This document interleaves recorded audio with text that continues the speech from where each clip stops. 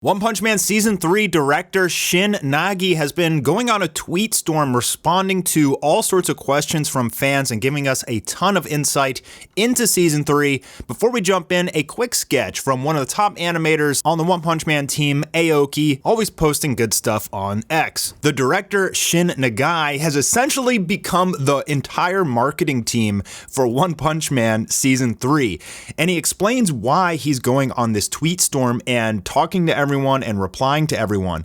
Mainly, he's saying that it's frustrating that we've all been waiting 6 years for the season, so he feels that he has to put his name out there and talk to everyone as much as possible.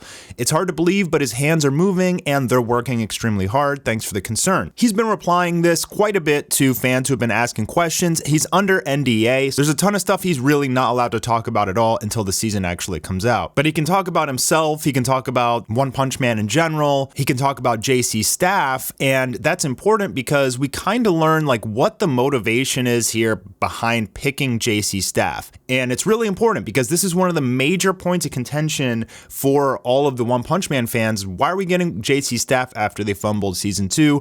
Why aren't we getting Mappa or Bones or Wit or something like that? And he says right here, it probably won't measure up to season 1.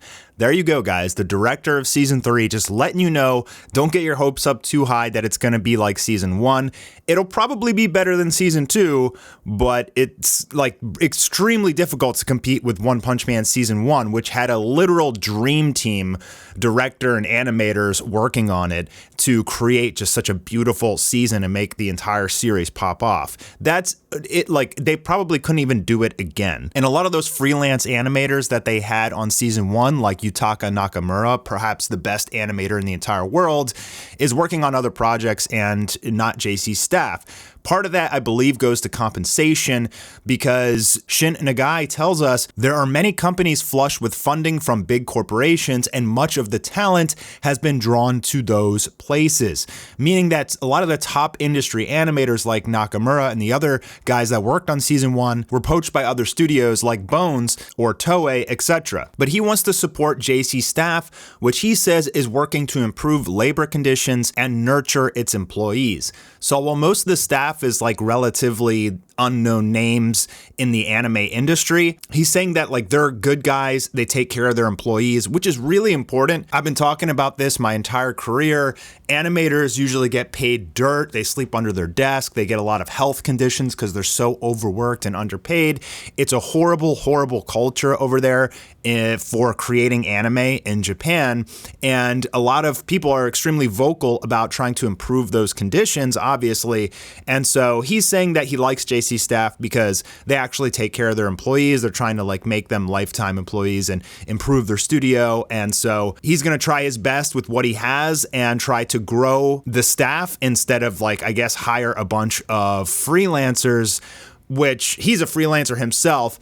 At the same time, it's kind of strange that such a hype anime is like being low budget for season 3. It's very weird to me, especially because there's all these other like crazy top anime airing right now, these final seasons and all this stuff going on. And season 3 of One Punch Man, which is so hype, it seems like they're under budgeted or something. Like that's kind of the vibe I get. Like the JC Staff was probably picked because they cost the least. And that is definitely a point of concern. The good news is that if season 3 is good, then season 4 will be even better because they'll have the same employees and they'll have been nurtured and they'll have been able to work on the season. So they'll have a lot of experience. So, as we all know, it's this entire franchise is essentially riding on season 3 on how good it is. But he keeps insisting that they're working their literal tails off and you'll be happy with it and they're doing their very best. And that's about the end of it. I mean, he can't really like talk about the production too much. But here he explains like why he's responding to everyone. He's saying someone has to take the blame or just keep ignoring it. I've taken on everything, including insults and unfairness. I've said many times, but someone has to do it. Or should we wait until we can assemble a director and a team that everyone is satisfied with? You already waited 6 years and gone through tough times. You want to wait more? I know I'm not enough. I acknowledge the shortcomings of JC's staff too. I've even started using a cane since I fell the other day. Is that still not enough? If blaming me makes you feel better, that's fine too.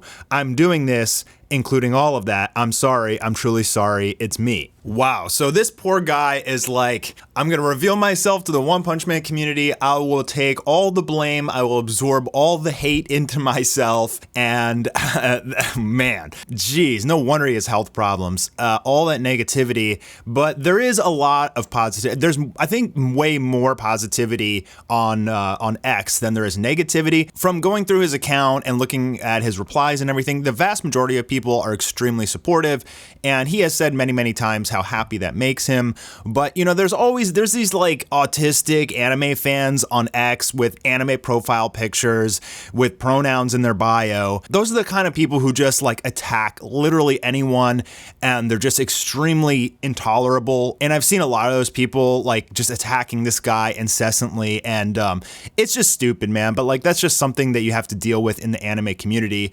And I think that has to do with like the kind of people that anime attracts, maybe like some sort of non-sociable people who act like that, and there's just so many of them. This guy's like literally dying to make this season for you, and like people are still complaining. You know, it's like, he's like, what more do you want from me? Like, making this season might kill me, and that's still not enough for you? Like, dude, who are you? And so a lot of good fans come to his defense and say, don't worry about him. Like, we know you're doing great. We know you're working really hard and doing your best. And he says, thank you, but they're also One Punch Man fans, so I have to talk about it. If I do that, there won't be anyone left who pours love into this title, so I have to talk and I have to be forgiven. I have an anime I love called Record of Lodoss War, great anime by the way, old school one, but it can never be remade with today's technology. And what he's talking about is essentially like, it may never be possible to replicate One Punch Man Season 1. Not in the look, in the feel, in the animation, anything, because you just had this dream team in a dream studio, which literally fell apart. It was Madhouse, which split off into Mappa, like literally right after Season 1. So it may never be possible to replicate Season 1 of One Punch Man. The bar is set too high. So a fan asks him, what's the problem? Like, is it the budget? Is it you? And he says the anime industry is rapidly expanding and the shortage of technicians is the reason. Technicians probably means anything from animators, compositors, background artists, whatever, like just literally employees that want to work on anime. The difference in compensation between major and mid-tier companies also varies. So this kind of goes back to what he was saying before about big companies kind of poaching all the top talent. The big companies, they pay the most, they poach all the top talent, and the mid-tier companies are really struggling. People don't really want to go work there. I guess the compensation isn't high enough. There isn't enough notoriety. And so that's why they don't really have many big names working on this project. At least that's what he's explaining. But it definitely seems like budget. Like, he doesn't mention budget. He mentions a shortage of labor. But if your budget's higher, you can pay more and then you should be able to get the labor, right? I'm at my limit. I'll take my meds, draw until my consciousness gets hazy, and then just one more push. I can't draw the remaining one cut without asking my disciple kids, so I'll ask them the day after tomorrow. But why is he drawing? So this has me a little bit worried too. This guy is, I guess he's just stepping in everywhere. A director is not really supposed to be drawing key animation. He's supposed to draw the storyboard. Perhaps he does corrections. Maybe that's what he's talking about. But he's literally talking about drawing cuts. And this late, I mean, I hope that he's not talking about One Punch Man with this tweet, but he probably is. And why is the director drawing cuts when the anime comes out in a month? Boy, that has me highly concerned. He also replies about the hentai. So a lot of people were giving him crap for being like a quote unquote hentai director, which he's not. Like, he did work on some titles, but he says here he was doing hybrid animation with the backgrounds where they were created in 3D and then output as 2D. So essentially, like, we were worried. The video I made last time when he first revealed himself and he was talking about bridging 2D and 3D workflows, at least for this hentai he worked on, it was for backgrounds. And that's fine. Nobody really cares. If you have like 3D moving backgrounds with 2D animation on top of it, a lot of anime do that and make it look insanely good. Nobody has a problem with that, really.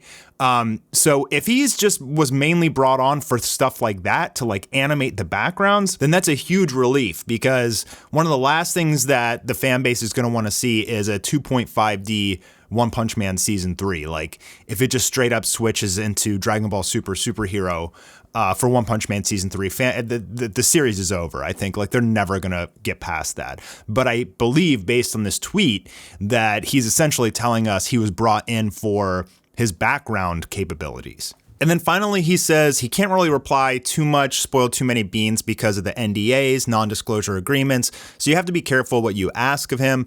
But he's allowed to talk about the studio, and he says JC Staff has a lot of young talent. He wants to lend them his strength. That's something only he can do. And this guy really seems like he's going all out, trying his absolute best.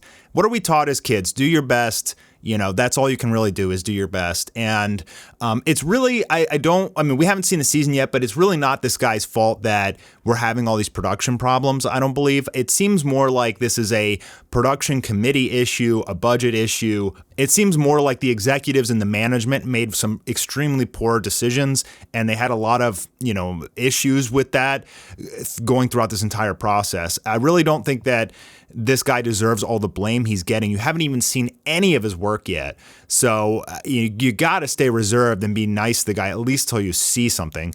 It's not his fault that the trailer hasn't come out yet, I don't believe.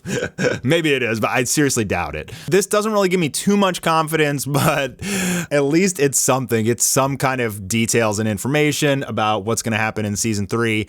But for the most part, I feel like he's kind of just bracing us for some copium or something, man. It just really seems like he's almost, in a way, like he's telling us he's working hard, but like, don't get your hopes up too much, which is kind of disappointing.